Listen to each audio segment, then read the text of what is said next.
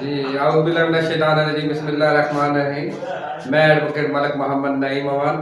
तो आज मैं आपको maintenance of wife and maintenance of children इसके बारे में ब्रीफ करूंगा। इसके बारे में हाई कोर्ट की एक ऐसी जजमेंट है जो कि 2022 MLD 1750 ये इसमें ये हाई कोर्ट की एक बड़ी बेहतरीन जजमेंट आई है इस हवाले से कि बीवी जो है किस सूरत में अपने खामन से अलग रहकर खर्चा ले सकती है और किस सूरत में वो अलग रहकर खर्चा नहीं ले सकती। तो होता यूँ है कि इसमें मियाँ बीवी की आपस में शादी हुई, कुछ अर्सा तल्लुकात ठीक रहे, कुछ अरसा के बाद तल्लुकात ख़राब हुए तो बीवी अपने खामन से नाराज़ होकर अपने वालिदैन के पास चली गई। जब वो अपने वालिदैन के पास चली गई तो उसने कुछ उनके दरम्यान फिर एग्रीमेंट हो गया, राज़ीनामा एक हो गया, सुलह करवा दी गई। वो एक जो मुआहदा हुआ दोनों फरीकैन के दरमियान उसमें कुछ शराइत लिख ली गई। तो फिर उनके तरह आपस में जब वो दोबारा आबादी हुई कुछ अर्से के बाद वही उनमें दोबारा नाचाकी हुई तो फिर उस बीवी ने उस फैमिली कोर्ट में केस कर दिया कि ये मेरा खामन जो है वो जो मेरे साथ शराइत है उस पर अमल नहीं उसने किया, तो मुझे और मेरे बच्चों को अदालत खर्चा दिलवाए। तो फैमिली कोर्ट ने बीवी और बच्चों का जुज़वी तौर पर खर्चा डिग्री कर दिया। तो अपील खामन ने अपील कर दी, जो अपीलेट कोर्ट है उसने बीवी का खर्चा ख़त्म कर दिया लेकिन बच्चों का खर्चा बहाल कर दिया। इसमें जो कोर्ट ने ऑब्जर्वेशन दी कि दोनों फरीक़ैन के दरमियान जो मुआहदा था वो तस्दीक शुदा नहीं था। वो जिस तरह फैमिली कोर्ट में जब कोई भी एविडेंस कलम बंद होती है तो हम कोई भी मुआहदा वो एग्जिबिट करवाते हैं, तो वो मुआहदा एग्जिबिट नहीं करवाया गया था फैमिली कोर्ट से, वो वैसे ही साथ लगा दिया गया था। तो जो फिर उसमें बीवी ने जो मुद्दला के वकील ने जब जिरा के दौरान मुदैया से सवाल उठाए तो उसने अपने खामन के घर आबाद होने से साफ इनकार कर दिया। उसने खुद तस्लीम किया वो अपने घर खामन के घर आबाद नहीं होना चाहती।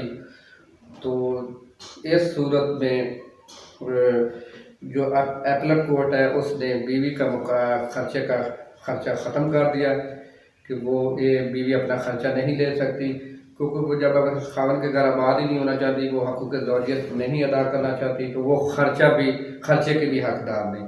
लेकिन अपीलेट कोर्ट ने बच्चों के खर्चे को बहाल रखा।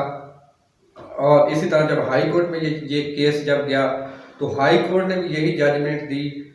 वो हाई कोर्ट ने जो अपील की अदालत है उसका फैसले को बरकरार रखा कि उसने जो बच्चों के मामले में फैसला करार दिया है खर्चे का वो दुरुस्त है, और जो बीवी का खर्चे का फैसला किया है अपीलेट कोर्ट ने कि खर्चा बीवी का ख़त्म कर दिया वो भी दुरुस्त है। क्योंकि अगर बीवी अपने खामन से अलग हो जाती है तो अलग रहकर अपने खामन से खर्चा नहीं मांग सकती। अगर इसके बरक्स वो अपने खामन के घर आबाद होने को तैयार हो जाए या वो आबाद होना चाहती है लेकिन उसका खामन ने उसको घर से निकाल दिया है और उसका खामन उसको रखना नहीं चाहता और फिर वो अदालत में कहती है कि मुझे मेरे खामन ने घर से ज़बरदस्ती निकाला हुआ है, तो इस सूरत में अदालत बीवी को खर्चा दिलवा सकती है।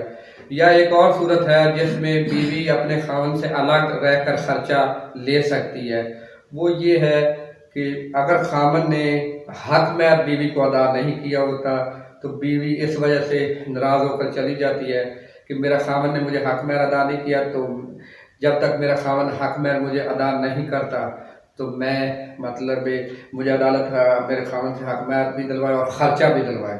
तो इस सूरत में बीवी अलहदा रहकर अपने खामन से खर्चा ले सकती है, अदालत उसको खर्चा दिलवा सकती है। लेकिन अगर इसके बरक्स अगर खामन ने खर्चा भी दिया हुआ है, खर्चा भी देता रहा है और हक महर भी अदा कर दिया है और उसके बावजूद वो अलग चली गई, अलग रह रही है, तो फिर अदालत उसको खर्चा नहीं दिलवा सकती। इसमें इसके हाई कोर्ट में इस्लामिक लॉ को जो कि मुसलमानों का कानून है उसको भी तफसील से डिस्कस किया गया है कि बच्चों के मामले में चाहे वो अलग वालदा के साथ रहे क्योंकि वो बच्चों का वालिद है और वो चाहे बच्चे अपने बाप से अलग भी रहें, बच्चों को खर्चा देने का बाप का कानूनी व आइनी जिम्मेदारी है और इस्लामी जिम्मेदारी भी है, तो वो पाबंद है। लेकिन अगर बीवी अपनी मर्ज़ी से अलग हो जाती है और वो हकूक़ ज़ौजियत भी अदा नहीं करना चाहती, साथ रहना भी नहीं चाहती, तो वो अलग रहकर ख़र्चा नहीं ले सकती। वो एक सूरत में ही अलग रहकर ख़र्चा ले सकती है अगर उसके खामन ने उसको हक़ महर अदा ना किया हो। अगर उसने हक़ महर भी अदा कर दिया है तो और उसका बीवी का खुद ही रहने का साथ इरादा नहीं है तो फिर बीवी अलग रहकर ख़र्चा वसूल नहीं कर सकती। तो इस सूरत में मेरा ख्याल है मेरी आपको आज की वीडियो पसंद आई होगी। अगर मेरी आपको आपके ज़हन में मज़ीद सवाल हो इस हवाले से तो आप नीचे दी गई मेरी ईमेल आईडी पर भी मुझसे कांटेक्ट कर सकते हैं। शुक्रिया।